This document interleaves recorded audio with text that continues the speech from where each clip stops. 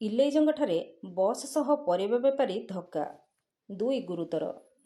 ଢେଙ୍କାନାଳ ଜିଲ୍ଲା ଗଅଁଦିଆ ଥାନା ଅନ୍ତର୍ଗତ ଇଲେଇଜଙ୍ଗଠାରେ ଟିଭିଏସ୍ ଏକ୍ସେଲ୍ OD04J 7311କୁ ଧକ୍କା ଦେଲା ଯାତ୍ରୀବାହୀ ବସ୍ ଗୁଡ୍ଲି, ଯାହାର ନମ୍ବର OD05BJ 9566।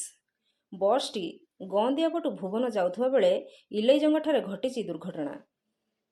ଉକ୍ତ ଦୁର୍ଘଟଣାରେ ଟିଭିଏସ୍ ଏକ୍ସେଲ୍ରେ ଥିବା ପରିବା ବେପାରୀ ସମେତ ବସ୍ରେ ଥିବା କଲେଜ ଛାତ୍ରୀ ଗୁରୁତର। ପରିବା ବେପାରୀ ହେଲେ ନିହଲ ପ୍ରସାଦ ଥାନା ଅନ୍ତର୍ଗତ ପୁରୁଣା ଅମାଙ୍ଗ ଗ୍ରାମର ଉଦୟନାଥ ପାଳ।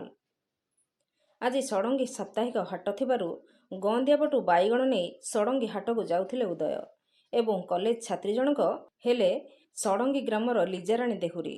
ଲିଜା ଗଅଁଦିଆ କଲେଜରୁ ବସ୍ ଯୋଗେ ଘରକୁ ଫେରୁଥିବା ବେଳେ ଘଟିଛି ଦୁର୍ଘଟଣା।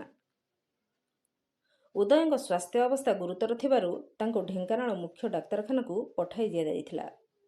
ଘଟଣାସ୍ଥଳରେ ଗଅଁଦିଆ ପୋଲିସ ପହଞ୍ଚି ବସ୍କୁ ଥାନାକୁ ଆଣିବା ସହ ଘଟଣାର ତଦନ୍ତ ଜାରି ରଖିଛି। ଢେଙ୍କାନାଳରୁ ସୌମ୍ୟରଞ୍ଜନ ମହାନ୍ତିଙ୍କ ରିପୋର୍ଟ, ନାଗରାଜ ନ୍ୟୁଜ୍।